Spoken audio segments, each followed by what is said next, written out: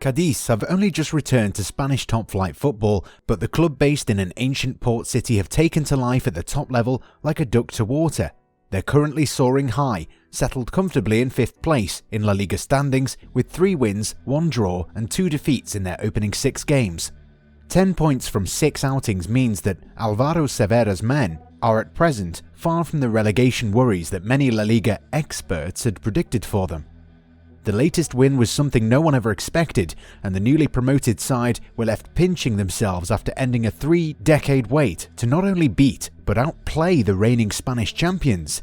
Interestingly, there's a story of a plane flying to the south of Spain. As it was making its way back to Cadiz, there was an urgent announcement. The co-pilot said, "I'm from Cadiz and I just wanted to say congratulations because today you did something historic that will be remembered forever." The announcement from the flight deck came when it was late, but the passengers, many of whom last saw Cadiz play in the Primera División, applauded their team. No one ever expected that Cadiz would meet Real Madrid at the Santiago Bernabéu, let alone defeat them. Ahead of the game, Cervera said, "You can forget about being better than them." Clearly, the Spanish tactician never expected a miracle. When Cadiz went into half-time leading 1-0, their manager feared the worst, and who would blame them? How many times have we seen big teams turn out from the half-time break and take the game to an opponent that was just lucky to have won a small 45-minute skirmish? It was Choco Lozano who scored the winning goal. Must have seen it as his proudest moment given the fact that his allegiances laid with Barcelona, whose B team he represented between 2017 and 2018. In fact, the 1-0 win doesn't even justify the manner in which the Minnows won. Following the game, Cadiz midfielder Alex Fernandez maintained that his team could have scored more goals, and had they taken their chances, the result would not be under the category of an upset. And this opinion was shared by Zinedine Zidane and his players. "If they had got 2 or 3 more, we wouldn't have said anything," the Frenchman said.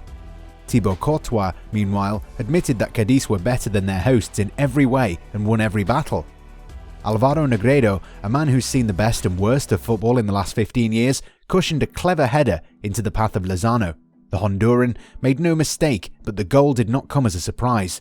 The goal was actually Cadiz's 6th clear chance of the game in only the first 16 minutes of the first half. Sergio Ramos had earlier made a goal-line clearance, while Courtois was forced into making 2 good saves. Negredo, who's no longer as agile as he used to be, headed wide on 2 occasions. Indeed, they had a lot of chances to hand Real Madrid one of their most embarrassing defeats in recent memory. Madrid was shell-shocked when the referee blew the final whistle, and they weren't alone in that. No one expected Cadiz to take the game to Los Blancos. Cervera had always been honest about being a defensive coach. When he told his charges to forget about being better than the Spanish giants, he wasn't asking them to renounce their right to take the game to the hosts. Cervera made sure that his players did not head into the encounter looking to swap shirts with their opponents. "We have the data that shows that they're uncomfortable with teams that sit back, and nor does the idea of pressing high, being brave and letting in 5 attract us much," said Cervera. In fact, Fernandez says that his team plays defensive football because they prefer it. Esteemed Spanish journalist Diego Torres did suggest that Madrid aren't one of those teams that would go for an all-out attacking approach, and perhaps this is why Cadiz showed no fear on the night. They literally tore into Madrid. Marcelo was the left back, Toni Kroos was playing in deep midfield, and there was no Casemiro in the team. Madrid should have been thanking their lucky stars when they went back into their dressing room at half-time, trailing by a solitary goal. On another day, Madrid would have taken advantage of being let off, and as a consequence would have made them pay, but then again, that was never a normal day. Following a very bad performance in the opening 45, Zidane decided to make 4 changes at half-time. The result of those whole-scale changes was predictable. Karim Benzema's influence in the game grew, and the Frenchman twice hit the bar. Madrid started seeing more of the ball, but that was pretty much it. Cadiz knew that they would be experiencing how a siege is laid out, so they dropped deep and got themselves ready for a grueling 45 minutes where they had to defend and only defend. Dropping deep and allowing Madrid to define the game's tempo helped Cadiz close out all scoring opportunities. By the end of the game, they only had 26% possession, but they had more shots than Madrid and even had 12 corners. So you gotta agree with Cervera when he says that his team won not because they attacked well, but because they defended well. Indeed, had they attacked well and been more composed in the final third, they could have scored 5. It's not every day that an unsung team beats Madrid, so Cadiz would take it. Ahead of the encounter, Madrid had won all 7 games at Valdebebas and boasted an aggregate score of 14-2. Madrid was never Cadiz's favourite stomping ground. They'd never beaten them in their own backyard, and in fact, they'd never even managed to win against Castilla, the club's B-side. The last time they faced Castilla, they conceded 5 goals, so it wasn't surprising to see Cadiz go absolutely mad at the whistle. Cervera was on top of the world and forgot to shake hands with his opposite number, something he apologised for later on. 5 years ago, Cadiz were languishing in Spain's 3rd tier and were on the verge of going out of business. With a budget a small fraction of Madrid's, Cadiz eventually started making the right decisions, and now they're back among the big boys of Spain. Had decisions gone in their favour in games against Granada and Sevilla, they would have been in the top 3. But Real Madrid were not the only giants they defeated. They even won against Athletic Bilbao at San Mamés. Giant killers, AS called them. Cadiz never tire of making history, Diario de Cadiz insisted. Historic and deserved, cheered the front of Voz de Cadiz, asking inside, where is this team's ceiling? How far can they go? Because we've reached Viking territory already. The win over Real Madrid was Cervera's 199th game in charge. He took over the club when they were languishing in the bottom half of the Segunda B table, but his arrival resulted in immediate promotion to the 2nd division, where they would finish 5th, 9th and then 7th. 2019-20 would prove to be his best season as they won promotion to La Liga after a 15-year hiatus in footballing wilderness. In the game against Madrid at the Alfredo Di Stefano, a place where no team had beaten them since the restart last season, they even managed to pass every test that was put in front of them. Zidane, if truth be told, was reckless in his team selection. I mean, it really made no sense for Kroos in playing the Casemiro role when the German's attributes are suited in a far more advanced role. Due to this, Negredo was largely successful in finding space regularly.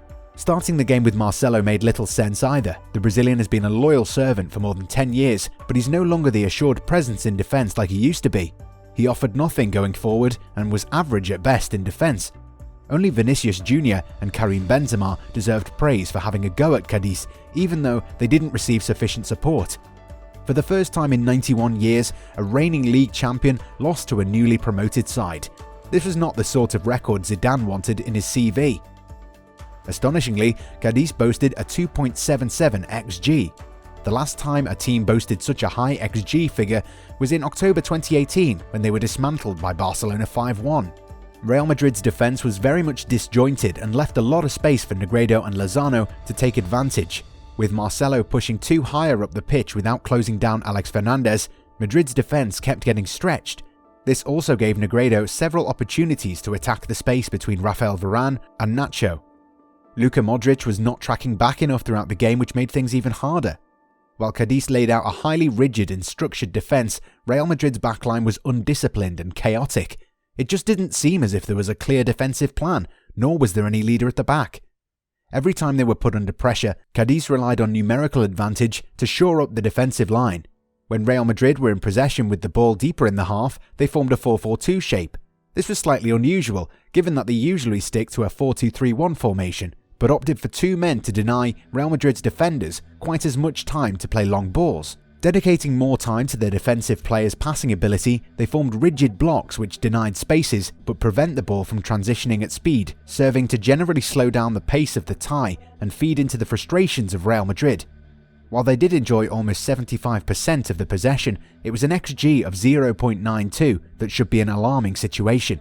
This basically means that Madrid's attack lacked the necessary penetration to carve out clear-cut scoring opportunities. Cadiz were happy to let the hosts keep the ball and stuck to being solid at the back, relying on the system that has worked wonders for them since the first game of the campaign. But even then, given the gulf in quality, one expects Madrid to have made a difference, which they didn't. Madrid were depending on Kroos to make the difference with his pinpoint passing ability, but the German has only just returned from injury. Although he did dictate play before being replaced by goal-shy Luka Jovic, the former Bayern Munich man needs time to find his rhythm. Madrid were very sloppy in defence and lacked an incisive presence in attack. Relying on a rusty Kroos to make defence-splitting passes, the reigning champions were simply not good enough on the night. Their poor defensive organisation would have Ronald Koeman licking his lips as he prepares Barcelona for the first El Clasico of the season. Cadiz have perhaps found the problem with Madrid, and maybe Barcelona might end up exploiting it.